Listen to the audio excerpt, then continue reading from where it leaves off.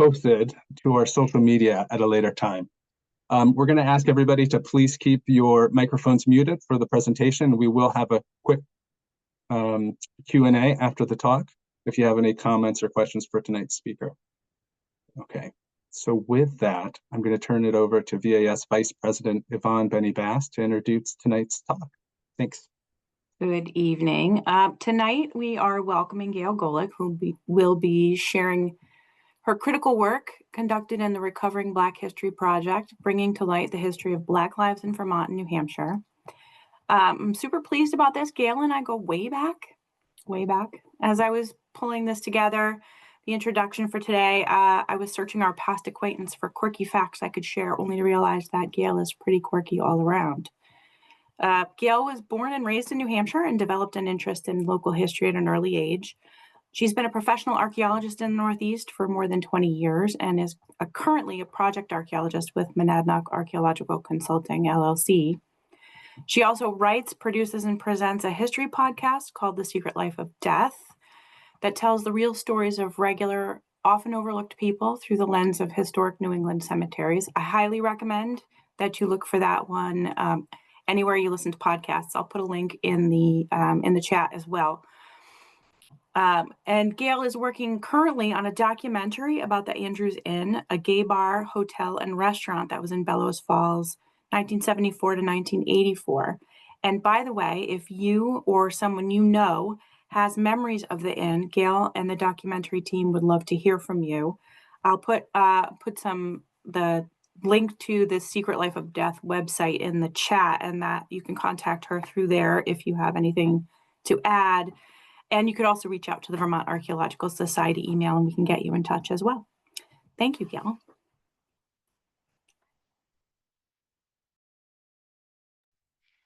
Looks like there was a comment that there might be some issues with the audio for some people.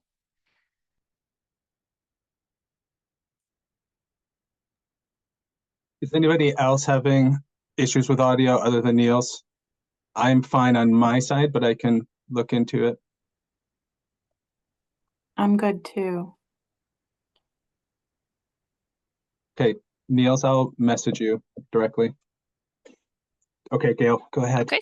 All right. Well, we'll get started, and hopefully haven't missed anything too critical with the sound. And I guess if it's being recorded, you can catch it later too. So thank you all so much for having me here tonight to talk about this research of recovering Black history that we've been working on in New Hampshire and Vermont for the past couple of years. And it's really exciting to be able to share this history and the stories about Westminster, Vermont, and the area surrounding. So just a little background on the project that got me started working on this. During COVID, the Historical Society of Cheshire County, which is in Keene, New Hampshire, along with the Monadnock Center for History and Culture, began this project called Recovering Black History in the Monadnock region.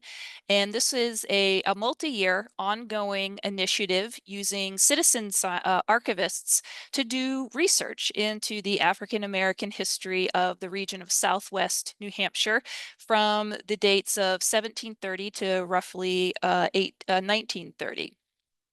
And one of the main goals of the project was to establish a framework that people could use in the towns around here, but also in other areas, particularly rural areas of New England, to start utilizing this framework to do some research into their own African American history in their little towns, and also to provide a publicly available database that would showcase the documentary paper trail that we've been able to establish with this kind of research, so that we could start to learn about and understand the history of our Black citizens a lot better. And I was lucky enough to become part of this project very early on, and I was assigned to work on the towns of Walpole, New Hampshire and Alstead, New Hampshire. And then that research snowballed and spilled over the banks of the river into Vermont and began to include Westminster, Vermont, and a few other towns on the Vermont side.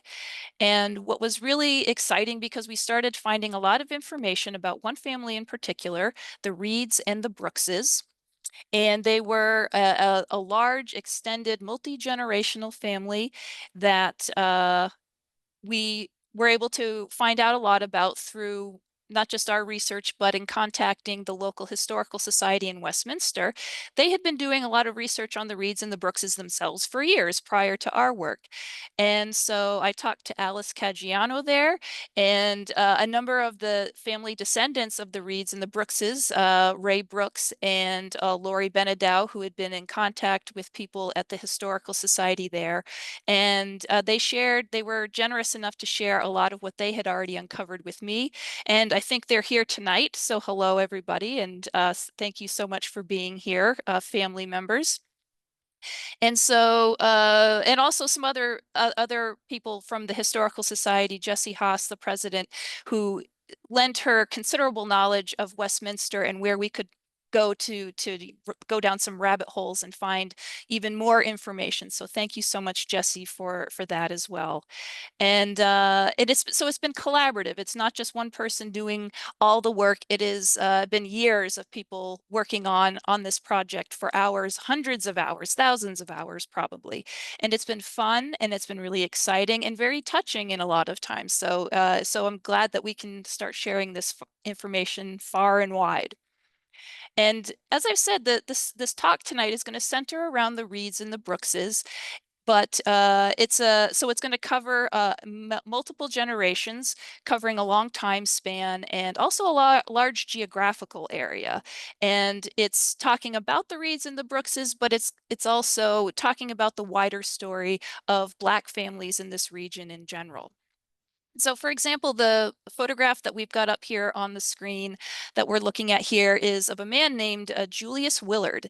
And he is one of the members of this extended family of the Brookses and the Reeds that we found out some information about. He was living in Cambridgeport, Vermont. This photograph was taken around 1900, and it's a wonderful photograph because it's so rare that we actually find photographs of rural people of color, first of all. And we know who this is. We know that it's Julius Willard, and this photograph tells us a lot about him as a person. We can see that he has a banjo sitting next to him. We found out that he was a very well-known musician, and he traveled all over the world performing, and ended up and his family was from Westminster. And we also know that he likes cats, because if you look really closely, he's got a little black kitty cat on his lap. And so I just love that personal detail that he's sitting there with a little kitty cat, and it gives us a lot of just personal details about him that are really sweet and interesting and a lot of fun. And so, like anything, the more we start looking into this research, the more things that we are finding. And again, tonight, I'm going to cover in the first section, because I have some new information that I'd like to share. And the first part of the talk tonight is going to be about some of the things that I've already done some presentations about the Reeds and the Brookses before. And if you'd like to know more about them and do a deeper dive, I have some of those talks recorded on my YouTube page, and we can give you links to those later if you want to take some time and watch those on your own and do a little more watching and research. But we'll move through that a little quickly so that we can get to some of the new stuff, which is pretty interesting and exciting. And so one of the themes in any of this kind of research, when you're talking about people of color in New England, it can be really difficult, because there is a pervasive notion that you're already starting with, that, well, there just weren't that many or any Black people here in New England. And yes, New England is in places now and has been historically very white, but there have always been people of color here. And be that that they they were the Native American people here who were living here for thousands of years prior to the arrival of the Europeans, or be it the people who are enslaved or formerly enslaved people who were brought to the shores of New England and into the northern areas of New England starting in the 1660s. But again, we have some photographs, some more photographs here from Westminster, because there's always hints in our histories as we're looking through it that people of color have been part of Westminster's history. Again, before the Europeans came here and while the Europeans were living here, they are integral to the history of Westminster and all of our towns here in New England. And these two photographs are some really great examples of just what we're talking about here. On the left-hand side, we have a photograph from an early town history that shows two little boys who are playing somewhere on the Connecticut River in Westminster. Unfortunately, it doesn't give any identification as to who they are, but it's as the underneath, as it says that the one is white and one is a white boy and one is a black boy, and who they are, we're not really sure. And on the same token, on the right hand side, we have another photograph of some workers at the Westminster Historical Society, or the Henry Woods Mill in Westminster Station, Vermont, in 1895. And among them, we have a couple of gentlemen who we think might be part of the Brooks and the Reed family. We're not 100% sure, but we given the time frame and the location of where that mill was, we think that that's probably they were part of that family too. So getting back to the recovering the history project, Black History Project, the records that we first looked at, just to give you a little bit background, we started with the census records at the federal census records. They're a really good place to start for this kind of research because they're standardized for the most part. They are going to come out every 10 years or so, so that gives you a good baseline of where people are, giving you names and where people might have moved over the years, and looking for names of people and a number of individuals who might have been part of a family. And so of course, the first federal census was 1790, but we're looking here at 1820 census record. And this one is all typed out nice and neat, which isn't generally how these early census records looked. But I wanted to include this just to give you an idea of some of the information that these records, these early census records, were starting to collect back in the day. So I've highlighted some of the categories. Starting on the left-hand side, you have the names of the heads of household of the family, and then it's broken out into free white males, and then there's a number of age categories underneath that, free white females, and then a number of age categories under that. Then there is a section for slaves, unfortunately. Being 1820, there were still some places in the United States where slavery was still legal. And that's broken out into male and female again with these different age categories. And then on the far right-hand side, we have free colored persons, male and female. And then again, those are broken out into the different age categories within that. And so this is the census 1820 census record for Westminster. And so as you can see, it looks nothing like that lovely little typed up version that we saw just in the previous slide. But what it is that we're looking at in all these lines and all these categories, these are the male and female. These are the male and female categories over here for free white people, or white people, white people. And then over here on the far left hand or right hand side, these are where the free colored people, and the different categories are broken out into the males are the first 5 lines, and then the females are the second 5 lines over there. And this is really interesting because for Westminster, we have quite a few. I've underlined all of the households that have free colored persons living in them. And you can see that there's actually quite a few of them. And the names under there, we have Caleb Clapp as one of the heads of household, Susanna Reed, John Lee, William Bradley, Eliezer May, and Sylvester Sage are some of, and this is just one page of a multi-page document of the 1820 census.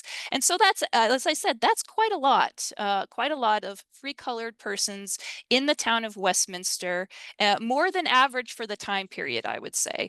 This, at the time, Westminster had a population of just a little under 2,000 people, so it's kind of unusual.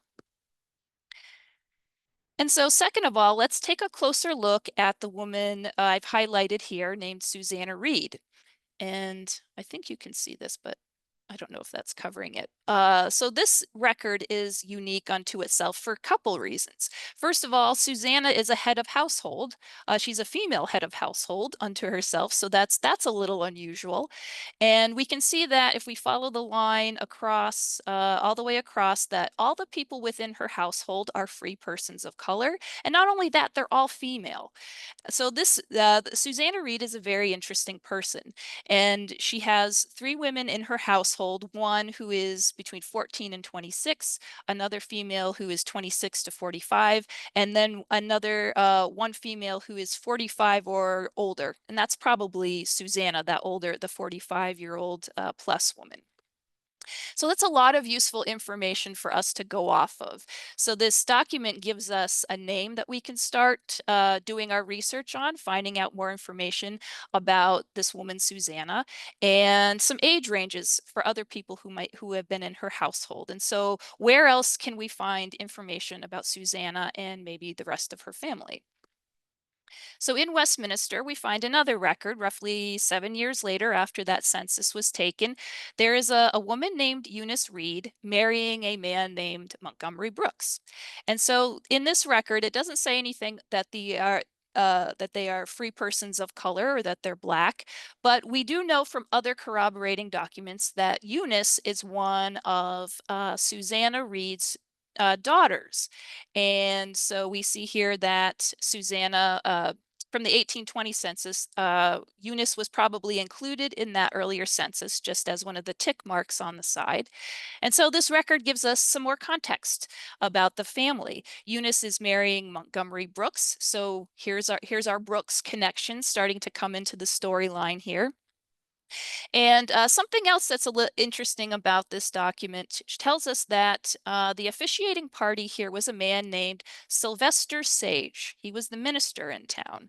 And Sage was one of the names that we saw in the 1820 census that had a free person of color in his household. And that's going to come up again later, so let's remember the name Sylvester Sage as well. And just 3 years after that marriage took place, we see that Montgomery Brooks, or here a man named Gomery Brooks, in the 1830 census of Rockingham, Vermont. So the family, he is the head of household for his family in Rockingham. And I've sort of condensed as you'll see, I've condensed the form here so you can follow it a little easier, and it's a little easier to see that Gomery Brooks is here, and everybody in his household are listed under free persons of color. And there's a number of adults and a number of children in that household. And Eunice among the adults, Montgomery among the adults, and probably her mother, Susanna. She is in, there's a tick mark next to the 55 to 100-year-old category for females. So that's probably our friend Susanna Reed in that category there. So a few years after that, in 1837, we're in another town. Again, the Brooks family have moved from Rockingham over the Connecticut River, and now they're in the town of Langdon, New Hampshire. And so this record shows that the family was going through some difficult times while they were living in Langdon. They needed some financial assistance from the county at the time. Unfortunately, we've been able to track down the original record here, as you can see on the left-hand side, but it doesn't elaborate as to, other than there was a sickness in the family, as to what exactly was going on. But it was bad enough, presumably, that they were having a hard time making ends meet and that they needed some help from the county in the 1830s there. And a few years after that, we're at the 1840 census, and they have moved again.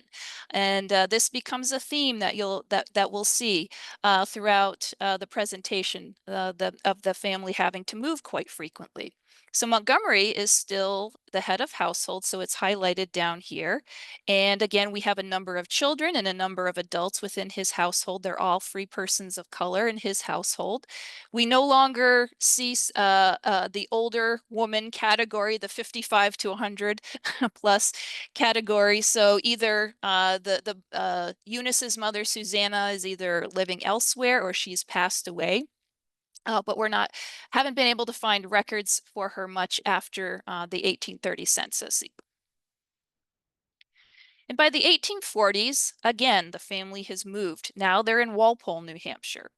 And unfortunately, we see that listed among the deaths in Walpole in 1842 is a man named Gum Brooks, and he's listed as a Negro. Unfortunately, they don't know how old he was, but that shows us that while living in Walpole, there was a lot of difficulty for the family. And something else interesting that shows up in the records here in Walpole is that there are other families of color living in Walpole at the same around this same time. We have another death record in 1847 for the child of a man named Joseph J. Lord, who is listed here as colored and just a baby, unfortunately. It is very sad. And so Walpole is a very small town, a very rural place. And so to have two Black families living here at the same time made us wonder, well, did they know each other? Was there some connection between the Brookses, the Reeds, and this new family, the Lords? And in 1850, the census record answers all our questions there. We have our friend Eunice Brooks, who is now a widow, living in Walpole in 1850. And we have a number of people within her household, among them Joseph J. Lord, as well as a number of other Brooks children, and what appear to be two of Joseph's children, Elizabeth and George Lord. And the 1850 census records don't tell us exactly how people are related, but we can assume that people with the same last name are probably related. And sure enough, through other records, we've been able to corroborate that Eunice has her children Thaddeus, Harriet, William, and James within her household here. And we've also been able to establish that Joseph J. Lord is also a son of Eunice Brooks from a previous relationship. So this is a big extended family all living together in Walpole in 1850. And we're not exactly sure who L. Nathan Roberts is. He may have been another son of Eunice's, but there are some conflicting records about that, but it would make sense because this seems to be a large extended family in general, and that would make sense if he were another son included there. So digging around, yes, we've been able to establish that these families are related, and again, that record from earlier that shows that the young child who died they're all connected in one family here in Walpole. And so if we're running down just the documents so far that we've looked at for the family, they've moved around quite a bit, as I said. So starting in the 1820s, we have them showing up in Westminster, where this little star popped up. By the 1830s, the family had moved to Rockingham, Vermont. And these stars aren't exactly where they might have been living. They're just in general location of where these towns are. Later in the 1830s, they're across the river in Langdon, New Hampshire. 1840s, they're in Alstead. 1840s and the 1850s, they're in Walpole. And by the 1860s and the 1890s, they've moved back to Westminster. And so we can see from these records that it's a very transitory life. They're moving roughly, every 5 years or every 10 years at least, but it's often much more often or much more frequent than that. And this is something in general that we noticed during the research of the recovering Black history, that this is not unique to the Breeds and the Brookses. A lot of families of color moved around quite a bit in this, especially in this early part of the 19th century. This seems to be a theme that lots of families were required to move around a lot. And we find after the 1860s, though, the family settles down in Westminster, and we start to see other documents pop up that give us information about what's going on in their lives in the in the 1860s onwards. And so we have a couple of records here for James Brooks and William Brooks. These would be the sons of Eunice and Montgomery. They served in the Civil War, and they enlisted in the 54th Massachusetts Colored Regiment, and they both served between 1863 and 1865. And we also know that after the war, William and James also came back to Westminster, and they settled down there, and many became landowners in Westminster. And that's part of the reason why the family ended up staying there for between the 1860s all the way through the 1890s, because then they were landowners at that time. And they were buying small pieces of land that we've been able to identify through deeds around Westminster, primarily small pieces in a place called Gageville, which is a little village outside of Westminster. And they, particularly along one section of Back Westminster Road, there are a number of small pieces of property that a number of the family members owned at various times. And a lot of a lot of them lived there, had houses there, and lived on this one section of road. So much so that it became known in the records as Blackville, or as you can see, Enville is often referred to this place, this part of what Back Westminster Road in newspapers, especially when there's newspaper articles written about the area, it's often referenced as Blackville.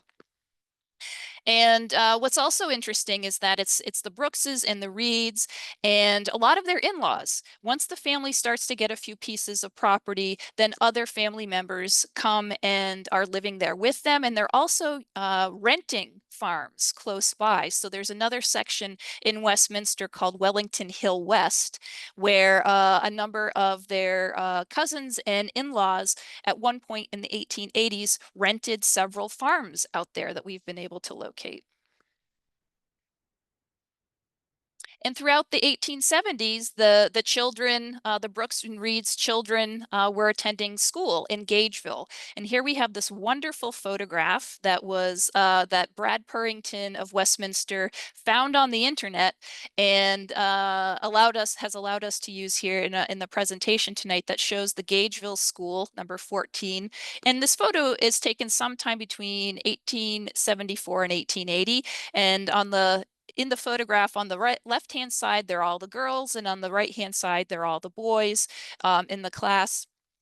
And among them are two little boys that we think are part of the Reeds and the Brooks family. And again, depending on the exact date of this photograph, it could be a number of any one of the children or I guess they would be the grandchildren of Eunice and Montgomery. The two little boys could be a number of any one of their grandchildren.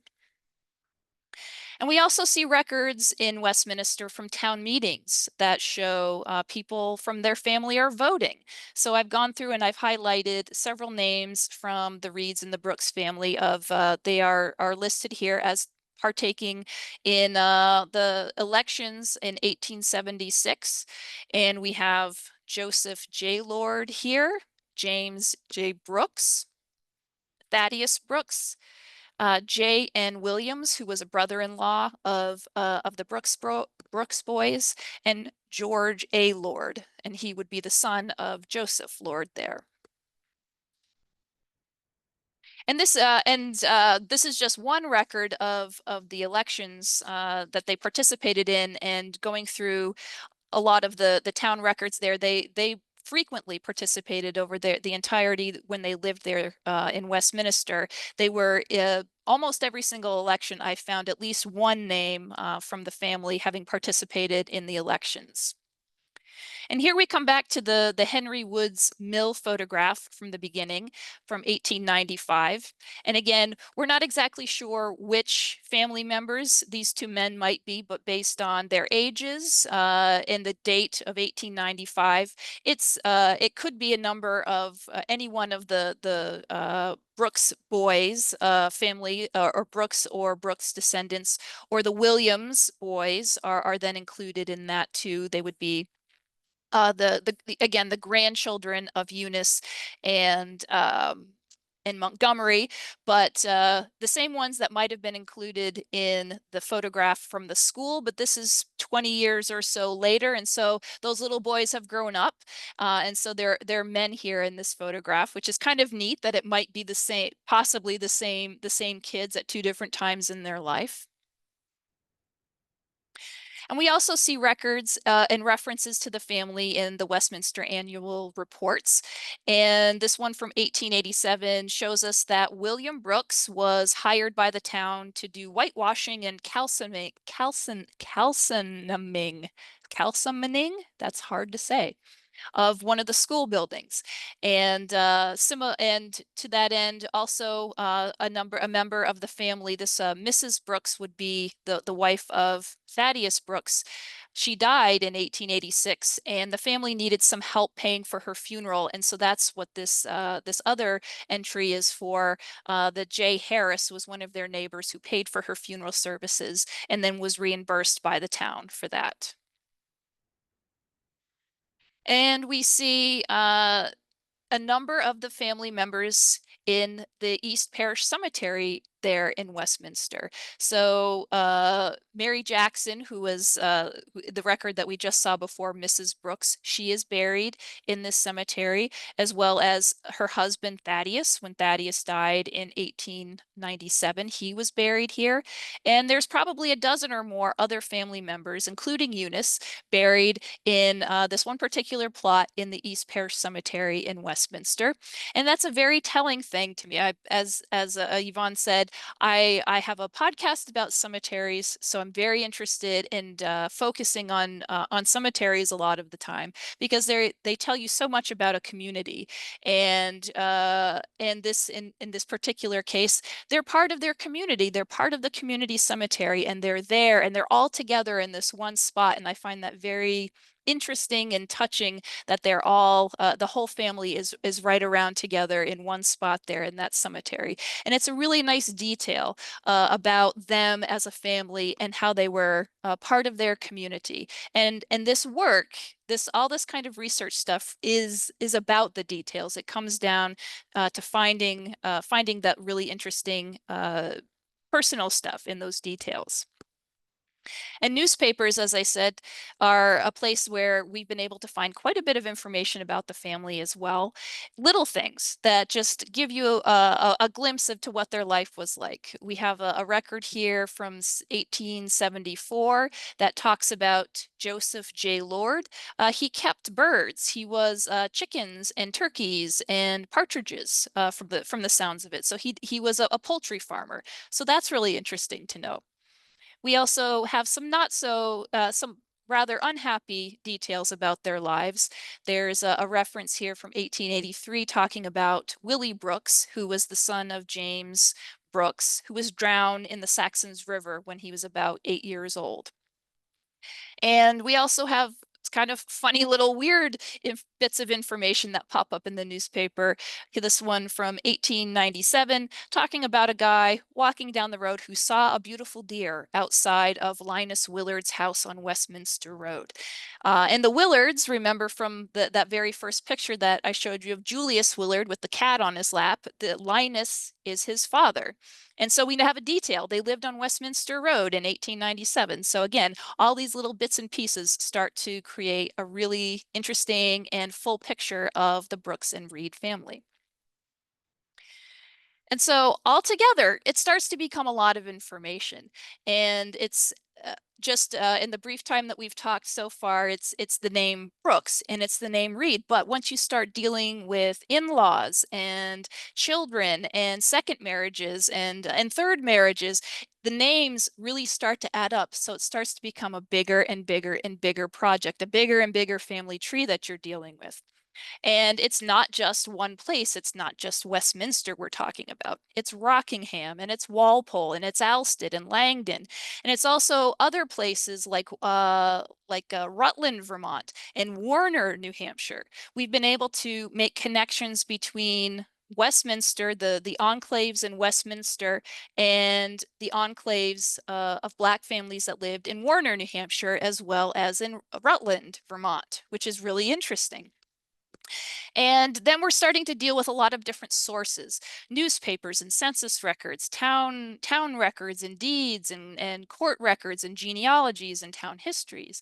And it's great, but it becomes a lot of information at a certain point, and it's almost more than your brain can hold on to, and it's more than you can process at a certain point. And so having all of that raw data is wonderful and we need it. But the next step is to make it useful to people. And so how do we do that? How do we take all of these little bits and pieces that we've been talking about, organize it, and make it useful for people doing research or people, and just in general for people to have access to their history, because not everybody is a professional researcher and not everybody has the time or interest to spend hours and hours and hours looking at stuff. And so that's the next phase that I've started to get to with this research. And the two photographs that I have up here are my attempt of organizing all of this information into ways that make it useful. And so what I've just as examples. So on the left-hand side, all of the deeds. So we've got maps, we've got little color-coded little bits of color coding that show you who owned what, and a little line that connects that to the place on the map in town where that deed is referring, and all the people that owned it and who they're related to see what other connections that we can make that fill out this story even more. And on the right-hand side, it's just all of the details, by decade, I've organized the information into census records and town records and things like that. And so the hope is that eventually all of this will be made digital. All of this will be utilized on a website where things will actually have physical links there, as opposed to little post-it notes. But that is the next step that we're moving towards with this research, so that it can be useful to as many people as possible. But one thing that I have been able to digitize to a certain extent and make into a more usable format is this genealogy chart. Because again, I feel like we have a really good handle on what the family was doing while they were in Westminster. But we don't really know as much about what brought them to Westminster, and perhaps who brought them to Westminster, and what circumstances brought them to Westminster in the early 19th century. And we can't talk about formerly enslaved people, Black people in New England, without talking about the white families that they worked for, that they were potentially enslaved to in future or in past generations. And so that is what I was attempting with this huge genealogy chart to start to tease out. So as the title of this genealogy chart shows you, it's historic connections between Black and white families of Westminster, Vermont. And it's laid out, as I said, like a family tree. And we have the white families of Westminster are outlined in white, and the Black families are outlined in green here, just so we can differentiate who is who we're talking about and where the different connections can be made. And in general, they're laid out like a regular family tree. The males are in this light blue color, the females are in this pink color. I have the name of the individual at the top and where they were born and the year they were born and where they died and the year they died afterwards or underneath that. And this is by no means an exhaustive family tree. These are just the people that I had pertinent information for included here. And so I'll just go over really briefly what the key, that key that I just briefly mentioned a little bit about what that entails. So it's a little bit of color coding to help keep things straight. And it's also using some key little icons here to help track some of this information that I'm looking at here. So a little house means that a federal census record lists a person of color in that household at some point. The little cross is that they were a clergy or a pastor, had some connection there. The hands in cuffs, that the individual was a known enslaver, and whether the families were in green were outlined in, or the families outlined in green were persons of color, and the families outlined in white were white families. And then the gray and white are just different generations to help keep track of time, relative to each other. There's a little document sign here for a mortgage transaction, which I know sounds very specific, and it is, and we'll get to that, but it is relevant. And we have a little rings here that talk about marriage. People, this map of Africa, people who were part of the colonization society. That was a thing in the early abolitionists. And the little book here refers to historical references that are pertinent to the research. So I know that's a lot. So what we'll do is I'll break this down and give you some examples of some of the stuff that this actually shows, which I think is the new and interesting stuff for this research. So we're going to start by looking at these middle generations here that I've outlined in red. And if we look closely, zooming in, we see names like Atwater and Bradley and Clapp and Dorr, Kellogg, May, Richards, Ruggles, Willard, Arnold, House, Robinson, and Sage. So these are all the names. If you're from Westminster, you are very familiar with these names. They are early Anglo-American settler families, and these are all the big ones. They are the rich, the powerful, the influential families that come and settle Westminster right from the very beginning in the late 1770s and 1760s. These families are the movers and the shakers, all of these here. And as you can see from this family tree, they're all intermarrying one another, which isn't a huge surprise because people have always consolidated their power, money, and influence with marriage, and it's no different here. And so to understand exactly just how powerful, rich, and influential those early Anglo-American families were in Westminster, we're going to go back another generation and see what we can learn about their parents and grandparents and what that tells us about that power and influence. So when we zoom in on that earlier generation of the parents and grandparents of those early Westminster Anglo-American white settler families, we can see that most of them come from central Connecticut in places like Middletown, Haddam, Wallingford, and Cromwell. And so if we look about, if we want to learn a little bit more about what that means, let's go on a little sailing trip. We're going to start, here's Westminster up here, and we're going to go on the Connecticut River about 120 miles south down to central Connecticut. And we're going to go to a place around Middletown, Connecticut on the Connecticut River. And we're going to go back in time a little bit to the 1650s. And so very briefly, this area prior to the Europeans coming here, had been home to dozens of indigenous tribes for thousands of years, like other places in New England. Once the Europeans came, there was a lot of chaos due to all of the war and the disease and the displacement and all of this disruption of native kinship networks that were so crucial to their survival. And so in the 1730 or 1630s rather, this area had just emerged, having been ravaged by war, the Pequot Wars of the 1730s. And so after that, the whole area is in chaos because it had been very disruptive to native life here. And so the English move in very quickly to this part of Connecticut, and they start meddling in affairs, to say the least.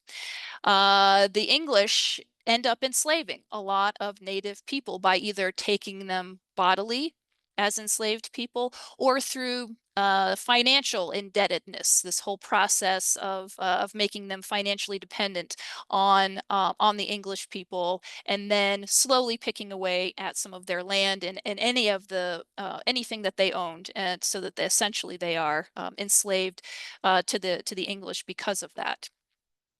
At a certain point, they run out of indigenous people to enslave, and it's around the 1660s that these areas start to bring in people from other parts of the West Indies, people who had been stolen from Africa and enslaved in the West Indies are now part of this wide this trade network that is very prevalent in this part of Connecticut. The 16th or 17th and 18th centuries, particularly places like New London, New Haven, Middletown, Connecticut, are very large and prosperous port cities on the coast and on the Connecticut River. And they did a very healthy merchant trade with the West Indies, and that included human beings. That included the people stolen from the transatlantic slave trade. And so by the 1660s, these merchants and sea captains, a lot of them based in Middletown, Connecticut, and some of these other ports in New England, are bringing people from Barbados, enslaved people from Barbados in particular. And so as a result, all of this part of Connecticut has a much higher than average population of enslaved and then formerly enslaved people as time went on. And sea captains, merchants, Congregationalist ministers are among the most frequent enslavers from this area of Connecticut too. And so this is where all of our families have come from. The parents and the grandparents of our early settlers are from this part of Connecticut. And so we have a number, and because of that, we have a number of their family members who are known enslavers. So I've highlighted those in these red circles here. So families like the Atwaters and the Doors, the Mays, the Raineys, and the Ruggles and the Yales all have been, through other people's research, not mine, have been confirmed to have been enslavers when they were living in Connecticut, and not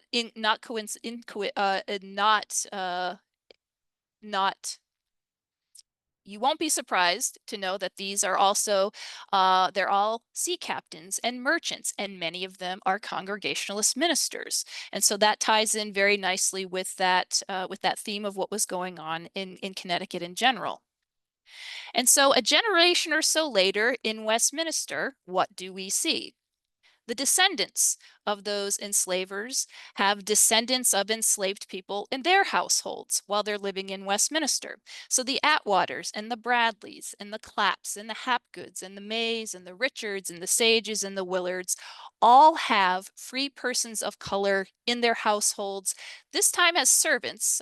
So this is a later time period. This is between roughly 1790s onward. So they're not technically enslaved. Probably functionally they are, but from that point onward, these are servants in their households.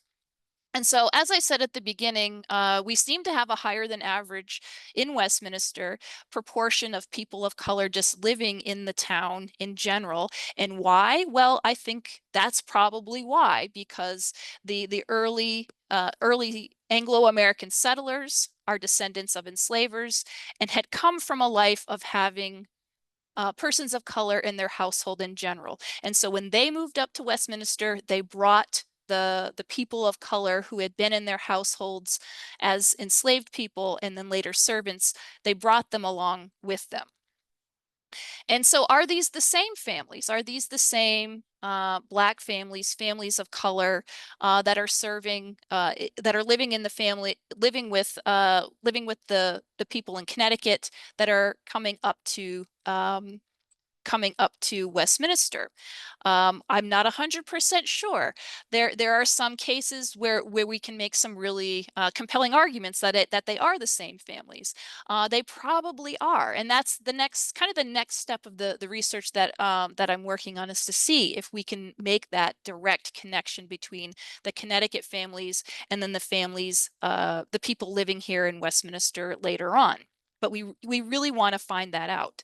And there are some examples where, as I said, that are some really that are giving us some tangible evidence that that might be the case. And so it's there's a lot of potential here with this one individual, Reverend Sylvester Sage. And remember, I said a little bit earlier on, Sylvester Sage was he was the minister in Westminster, and we have a record that tells us that in 1791 he had a woman named Nancy Freeman serving in his household, and that she was a free person of color. And potentially she was born, we're not exactly sure where. Some records say she was born in Massachusetts and other records say she was born in Westminster. And so are the families, is it the same family that she was serving, her family lived with in when the Sages were in Connecticut? We're not 100% sure, but it's very interesting that there are some connections between. We definitely know her name and that she was in Sylvester Sage's household while he was in Westminster. And then there's some other connections between his Sage's first wife also and second wife also have very strong connections to formerly enslavers in their past. And so it's potential that we're not exactly sure where on the family tree they might have come into their household, but it's a very prevalent thing within Reverend Sage's life, either in Connecticut or here in Westminster. He also performs a wedding ceremony for Nancy Freeman in 1806. She marries a man named Joseph Hussey or Husey here in Westminster. And he also performs the wedding ceremony in 1827 between Eunice Reed and Montgomery Brooks, which is very interesting. Now, it may just be that he is the minister and he marries everybody in town, and I'm sure that was part of it. But at least this actually makes that another connection, that the Sages definitely knew the Reeds and the Brookses. He married them after all. And so was there a connection there? Did he know the family beforehand? Was there a long history between the Sages and the Reeds or the Brookses in some other capacity? But we're not really sure in that particular case. Moving forward, we have some other examples of connections between the families in Westminster, the white families in Westminster, and the Reeds and the Brookses living here in Westminster. And we have an example here of an 1850 census record shows us that William Brooks, who is the son or was the son of Eunice and Montgomery, he was living in the household of John May, who was the son of Eleazar May, whose father was a known enslaver in Connecticut. And so again, is that just because just circumstances that he was William Brooks was a laborer in the May household in the 1850s, or was there an earlier connection that made it more likely that he would have gone to work for the maze there. And here we are to our kind of elusive land mortgage question here. So there are a couple other things that are a little less direct, but I think are worth more investigation over time. I found this mortgage record for Joseph J. Lord getting a mortgage from a man named John H. Williams in 1878. So as I said, the Lords and the Brookses were landowners in Westminster. And this was a time when Black people could not get a loan from a bank. It just was not allowed. And so any of the mortgages that we see in the deed records here in Westminster, they're all from people. They're all personal loans, more or less, that were taken out by the Reeds and the Brookses on their land. And in this case, this man, John Williams, gave Joseph Lord a personal loan mortgage on his land in 1878. And the interesting thing here is that John H. Williams was also the president of the bank in Rockingham at the time. And so I'm not exactly sure what that means. It's very interesting that we have these these money transactions going on, and something very different happening with a bank, the president of a bank, and a person of color here in Westminster. It's a unique situation, I think. And again, not really sure exactly what this means, but if we go back to William's father-in-law, a man named Solomon Hapgood, in 1840. He has a male person of color living in his household in 1840 who is between the ages of 10 and 26 years old. And that would be Joseph Lord would fit in that time, or in that age range for 1840. He was about 21 years old at that time. So again, is it the fact that perhaps Joseph was working for the Hapgoods when he was a young man, and later on in life, he had a good relationship with them. They thought a lot of him, and so later on in life, Solomon Hapgood's son-in-law works on something to give him a loan on his property. Again, I'm not sure, but it's interesting, some of the connections that we've been able to establish. Again, not really sure what that means, but we're going to follow up on it and see where that leads. And something else, I'm not really sure what this means, but it's interesting. We have this name popping up pretty frequently, this name Mirab Ann. And kind of a unique name, especially Mirab Ann. And we see the first instance of it in Mirab Ann Atwater. So she is here, and then she has a daughter also named Mirab Ann. And then there's a granddaughter named Mirab Ann, and her daughter is named Mirab Ann. We also have a woman in the Reed family named Mirab Ann Reed. And I don't know a lot about Mirab Ann Reed, unfortunately, but it just struck me as kind of strange that here is this very unique name that at the very least we can say is a family name for the Atwaters down through these generations. And yet it shows up, this very unique name shows up in the Reed family as well. And Mirab Ann, I believe, is a sister of Eunice Reed. And again, there's not a ton of information about her, but one of these very tantalizing connections that can be made between some of our Reed Brooks families and some of the other white families here in town. And again, we're some of the other things that, and a couple other places that we are going to be following up on some tantalizing bits of research, going back to this record of Eliezer May. So he is one of the grandfathers or earlier generations of our settlers of Westminster. So his son comes and settles in Westminster. And Eliezer May was a Congregationalist minister, and there is an interesting record from the First Congregationalist Church of Haddam, Connecticut in 1773, where he performs a marriage ceremony between his servant, who was actually an enslaved woman named Tamar, and a free person of color named Necho or Pharaoh Necho. And he performs this marriage ceremony, and it's in the records of the church there.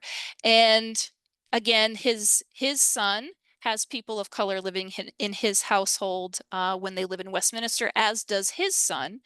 And so again, might be a place where, wouldn't it be great if we could make a connection, because we have names of enslaved people back in the 1770s and the 1750s here. If there is a way to make a connection, that we have actual names, which is a very unique thing to find a name of an enslaved person in early records like this. So there's bits and pieces that we can still follow up on that to see where that goes. And then finally, this very interesting story. If you're at all familiar with Vermont history, you might already know of Lemuel Haynes.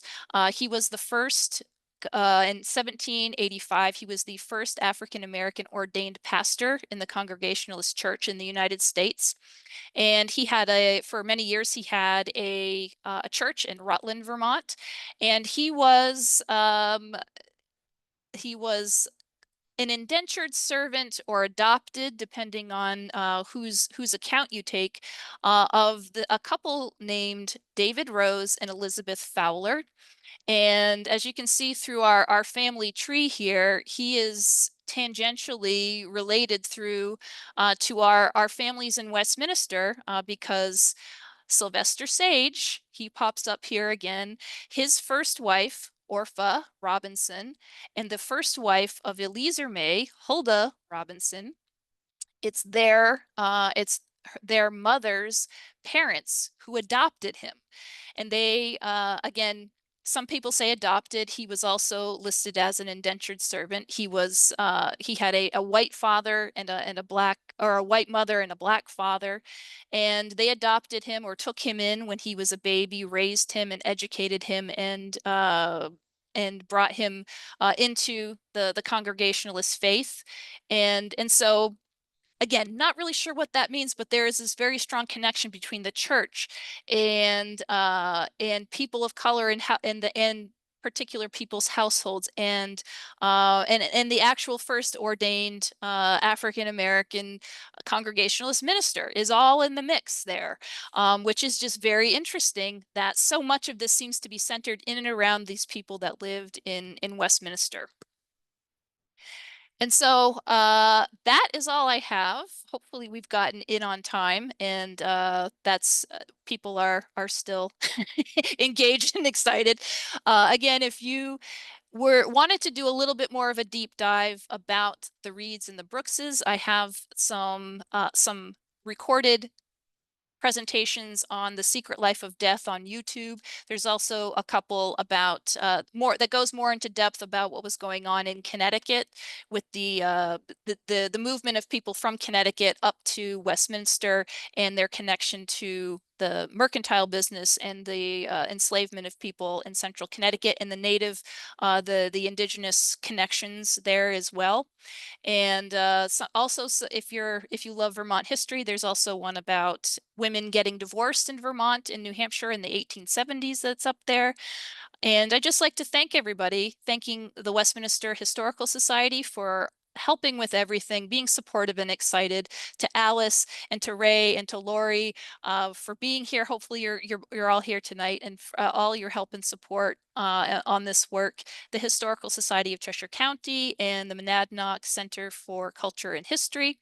And if you want to follow up on some of the research that they've been doing, the Historical Society of Cheshire County has a website that lists the biographies of a lot of the people that we've been researching in the Recovering Black History Project. It's under bipocmonadnock.org, and they have a nice feature where you can search, and they're adding to those biographies all the time. So go back and check if you haven't found somebody that you were looking for. They're always updating it as we have time to add more bios there. So Thank you, Gail, for sharing that wonderful project with us, and really kind of exploring the rich history of Black communities here in Vermont and New Hampshire. I think that's great, and I think it ties back into the details, as you mentioned, are so important, and really give you a glimpse of that life or lived experience, begin to open the door. when I was thinking about this project, I was wondering if it had the opportunity to collaborate with any descendant communities and stakeholders. So that's wonderful that y'all have the opportunity to do that. And of course, welcome the Reed and members of the Reed and Brooks family here tonight. So I'm glad that you're here. Does anybody have any questions for Gail? We'll open it up to Q&A. Yeah, Angela. You're not done yet, are you? I'm sure there's more you're still researching here. Oh, yes, this is an ongoing project. So all of those, I don't know what it means, things that I threw at you at the end, those are just, we're starting to starting to explore those. And we have a couple of good leads about Nancy Freeman that we mentioned. I mentioned a couple times throughout the presentation. A lot following down early references and remembrances of her, and some other connections that she has. Something I didn't mention is that Nancy had a son who's named Joseph Lord, who was then had a relationship with Eunice Reed, and then they had a son together. So there, a lot of the families within Westminster are connected in so many different ways and a lot of different layers and levels, and that's also fascinating too. So we're still finding more and more family members that we didn't know about in that way. Like, oh, well, that's oh, that's her mother. Oh, okay. And then everything starts to make sense as it ties together, that they really were a community within a community, that these enclaves had oftentimes lived together, or in the same general area like they did in Westminster, but then they're also connected to these other established enclaves in other towns. And we're just starting to explore how all that worked, how those networks worked, and identifying where they are as well. And that's been really exciting too, because they show up in this record. Oh, and they're up there, and they're in somebody's deed. And then it starts, starts to open up a whole nother, so we don't even know what we don't know. Thank you. Thought I saw a hand up earlier. Angela, did you have a question? Do I have to do something? Oh, okay. Thank you so much, Gail. This was really interesting and a really great example of meticulous archival research, and the kind of research that needs to be done in order to pull out not just individual family histories, but kind of community histories. Absolutely. And it's really helpful to have kind of a documentation of your your approach, which is really great. I was curious, since you have been doing deed research, and you mentioned a lot of historic maps, and a lot of us are archaeologists, whether you've found, in the built environment that still exists in this area, are there still buildings and structures and kind of an architectural or material record that you've been able to associate with this family history? And if not, whether you have plans to kind of see people on the landscape as well, and kind of what you're thinking about in those terms. Absolutely. This, as an archaeologist, that's always where my mind goes. Like, where can I dig? Is there someplace I can dig? Where can I go? How can I translate this into field work somehow? And in some cases, we've been able to identify existing houses. In one case, anyway, where the house that the family, the Brooks family owned, is still there, and unfortunately, in most of the other cases, the family, the land was not very good and marginal to begin with, and there's roads that go through them and the highways go through them, and according to other records, the houses that were there at the time weren't very structurally sound to begin with, and so there isn't much left in the places, in a couple of the locations where we know that they lived, just because the buildings were pretty were just sitting on the ground for the most part. So they weren't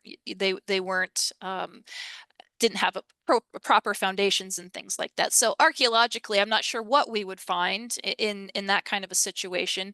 In a few of the other areas that we know that they some of the family members rented property in the upland areas, there are definitely, you can see where the houses used to be. So there are some archaeological remains, but a number of other people lived in those houses, and they were rentals. And so what exactly would we find that we may or may not be able to attribute to the family? I'm not sure, but we've never looked. So I don't know. You know, that's one of the things, like this is all new stuff that we've never tried before. So who knows, what we might find something really specific. And that would be the archaeologist in me really wants to take it to that next step and see what does it look like on the landscape if we dig a test pit, and is there any differentiation? Can we tell of a particular time period that we know the family was there?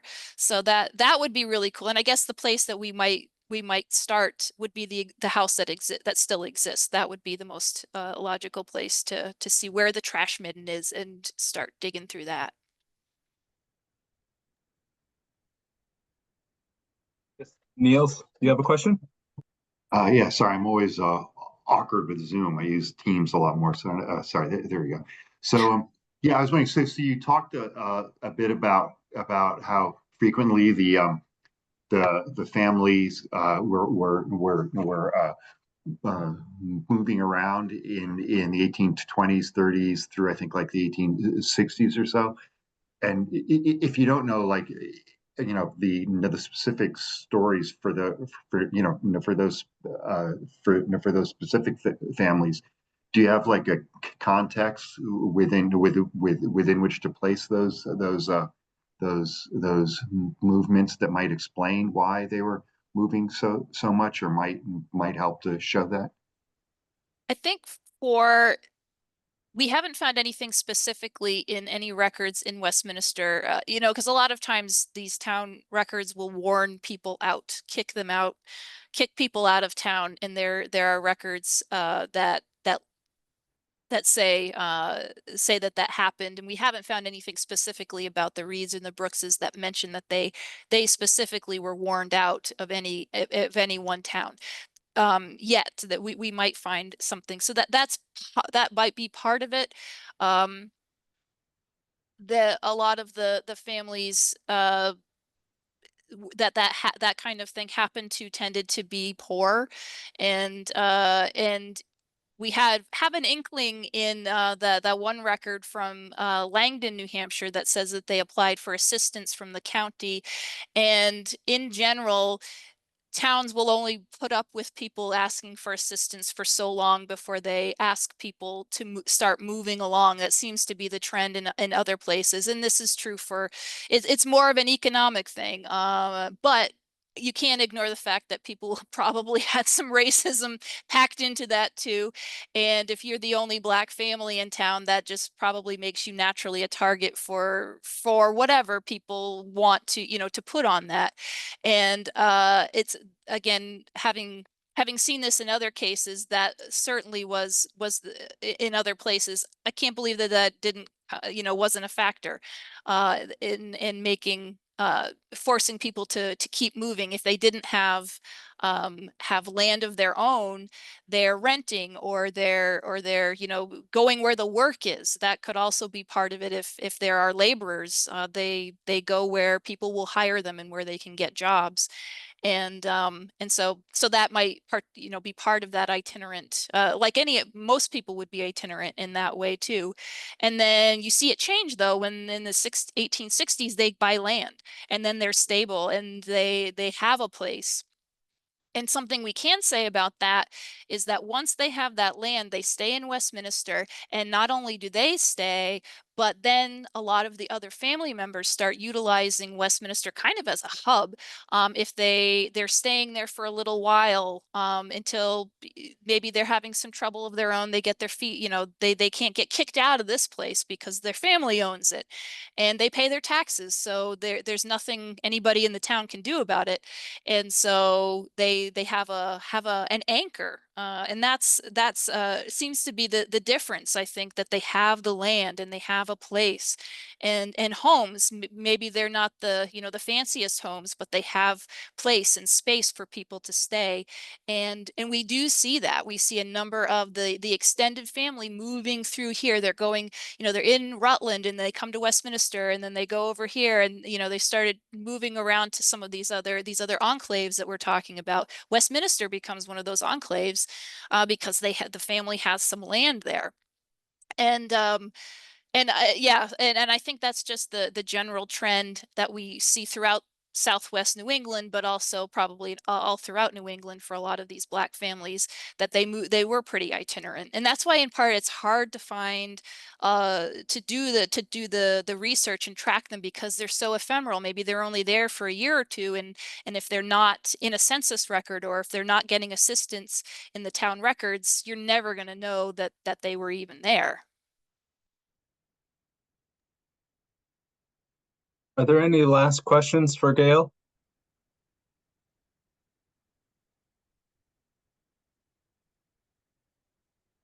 Okay. Well, if there are no other questions, I want to thank our audience for coming out this evening and joining us for this talk. I also want to thank Gail for sharing your awesome work with us on this project. If you have any follow-up questions that you think about later, please feel free to reach out to us and we can get you in contact with Gail to answer those.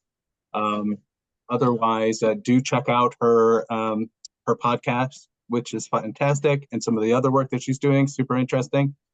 And we will let you all go. So thank you again, everybody, and we'll talk to you next time. Thank you. Good night.